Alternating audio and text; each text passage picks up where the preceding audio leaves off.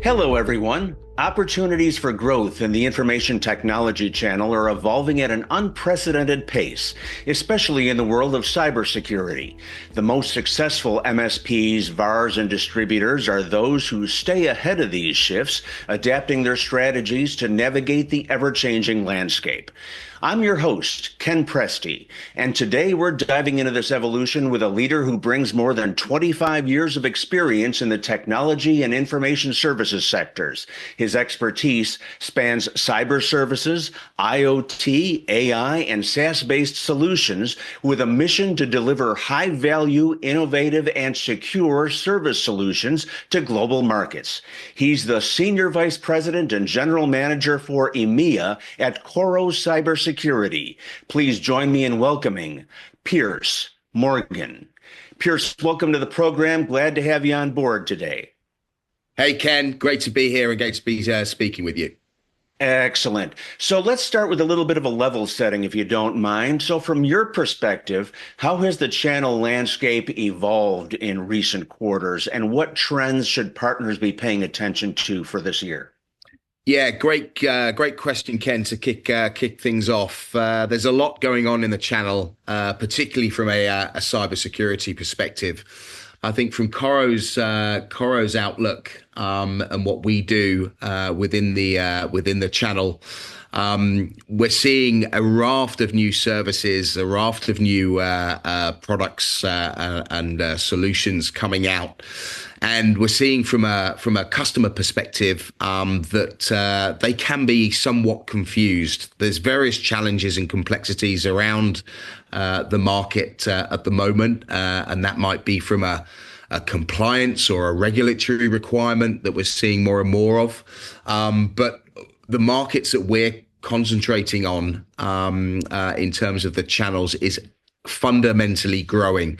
I think from a channel perspective, they're becoming a lot more, how can I put it, as seen as the trusted advisor into certain geographies and market verticals. I think that the verticals and the markets that we as a business are concentrating on, which is namely the SMB market, they need advice. They need to reduce the complexity of the cyber industry and how that can adapt into their own organization. So I think the channel, from a traditional sense, what I'm saying is that the channels now, from a cybersecurity perspective, are looking for those trusted advisors and looking for those channel partners to do a lot of the not just advice and recommendation in terms of how people are situating cyber services into their own organizations, but also to do a lot of the research and the heavy lifting and recommendation in terms of how they can integrate into a full managed service from a cyber perspective. Hopefully that makes sense. You mentioned the term trusted advisor. How is that mode of doing business from an operational perspective different from the more transactional approach? So how does my sales team need to change, and my support team, how do they need to change how they operate as a means of, for lack of a better term, obtaining that stickiness that you want in terms of what we used to call account control, but sounds a little bit insensitive. But at the same time, be able to establish this as a relationship as opposed to a simple one and done. Yeah, and I think that's more coming. It's about solution, not revolution. I think the majority of customers now, when we refer to that term trusted advisor, yeah, of course, it's human nature that people are creating relationships, but it's actually giving the customer an outcome. Where they want to get to from today and where they want to be from get to tomorrow. From a cyber perspective, I think it goes back to that word confusion. I think, people are looking for turnkey solutions. I think the cyber market is becoming, on one hand, yes, complex and difficult to understand because the bad guys are always going to be two steps ahead. It's not if, but when people will be affected by cyber crime. But again, from a solution perspective, it's something that needs to be able to scale with those businesses. So in terms of those relationships, yes, it's maybe got to be a turnkey solution, but something that can scale over time, and then meet the requirements of the customers. It might be from a commercial budgetary perspective, but then more so, they're looking for that advice that can allow the partner channel partner to remove a lot of the heavy workload, from a people to machine perspective. And I think people are looking and expecting an automated service that allows their businesses to function, and obviously from a cyber perspective be secure 24/7. You raise an interesting point because I think a lot of times the people within the organization understand pretty much, the technologists anyway, understand what they need from a security perspective, but they're trying to establish buy-in. So they bring in these trusted advisors, these channel partners to come in essence, speak truth to power. What are your thoughts on what those people within the partners organization should do in order to make that transition? Because you're walking a thin line there. You know what they need, but at the same time you need to bring people on board. So there's almost a political aspect of this as well. Yeah, there is, and as we know, in the world we live in today, it's a political minefield, right? Even when you're trying to justify, look, your services or the services you represent and want to outline and install into your customer base, it's got to be easily understood, and that goes back to what you just said, Ken, is actually understanding what the headaches of the customer are now. What are their challenges? What's keeping them up at night? What projects are they currently working on where the channel partner can actually add some value? It might be that there's an immediate requirement because of circumstances that present themselves, or it might be that they want the trusted advisor to make recommendations across markets and different types of services.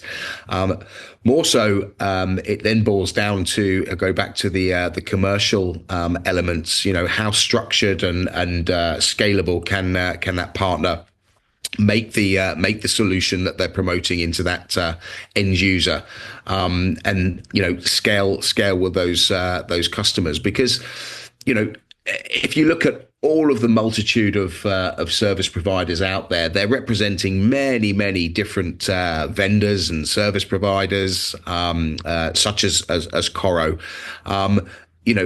They are the extension of the vendor's sales force.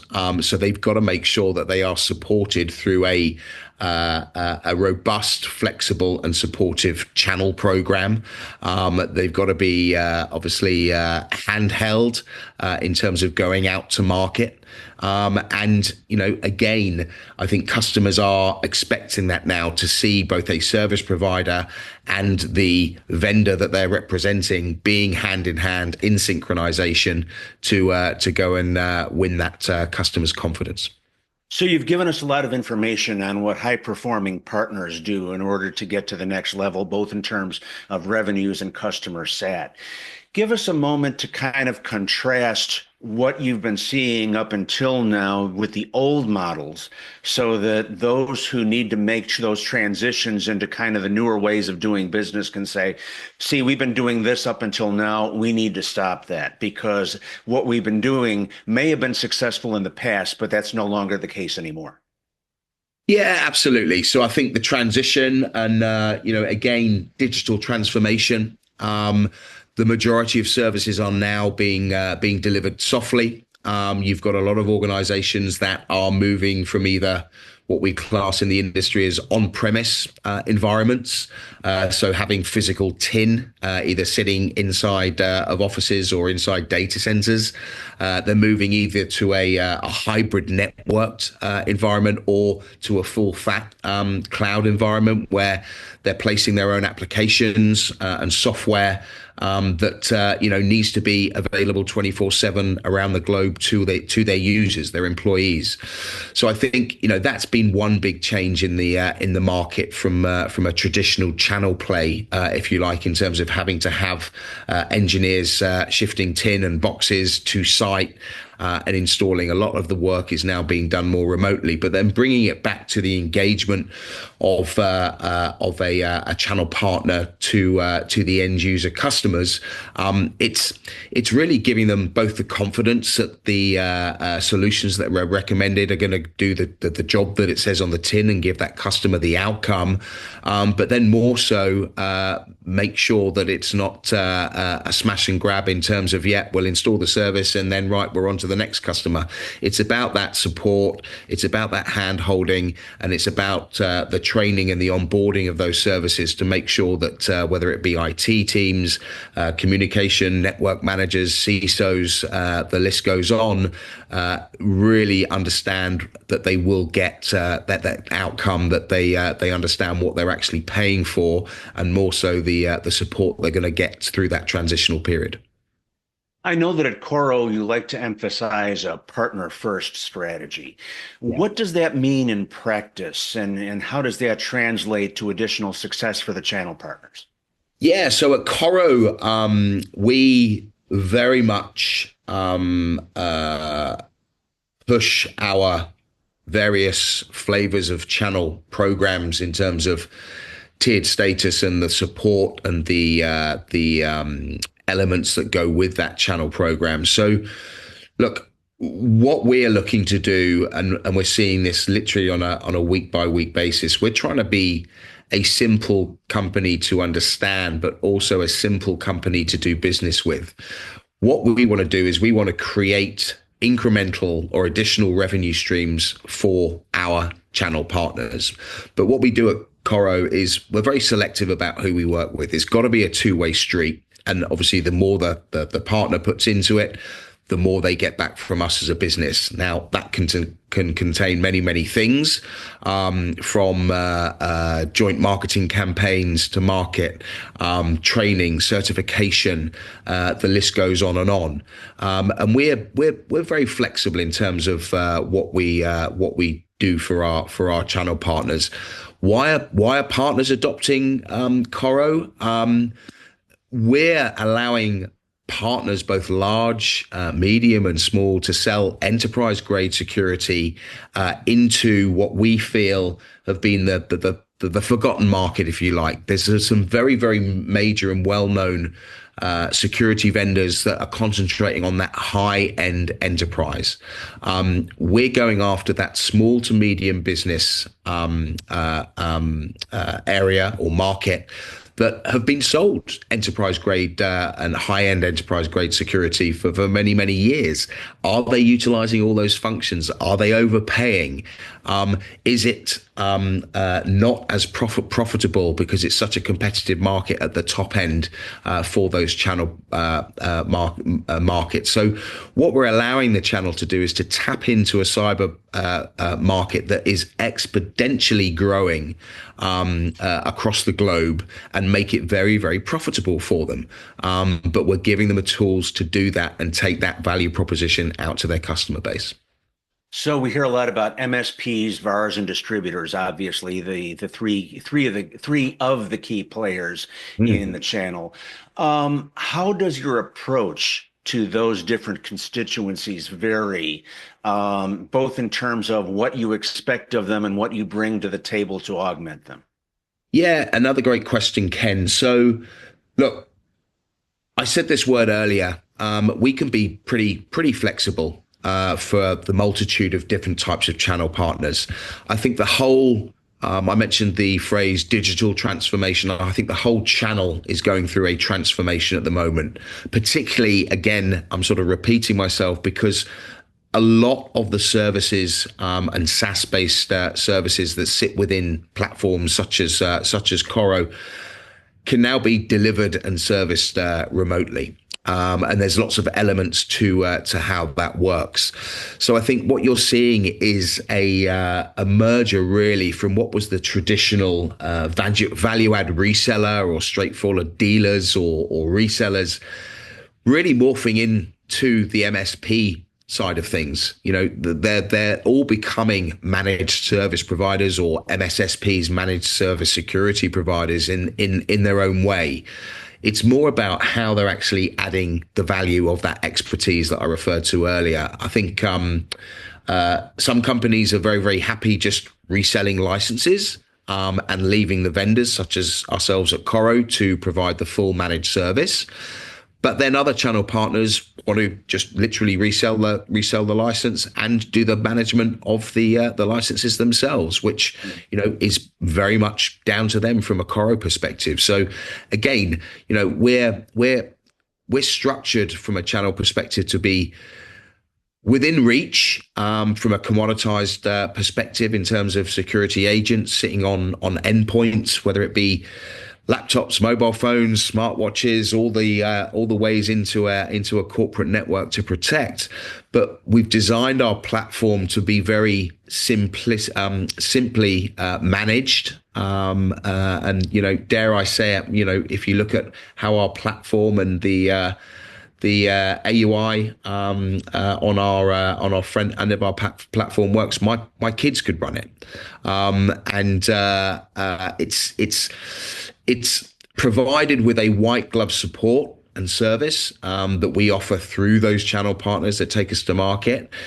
We also offer back to the commercials some very attractive multi-year evergreen commission plans, which comes down to renewals when the partners, the channels, are signing up customers for multiple years. But we also get involved in terms of co-selling, lead sharing, lead generation, campaigns to market, and very, very supportive as part of our program. Piers, we've covered a lot of ground here today. In the few moments we have left, if you had to crystallize all of this into one piece of advice for partners looking to scale their business this year, what might that be?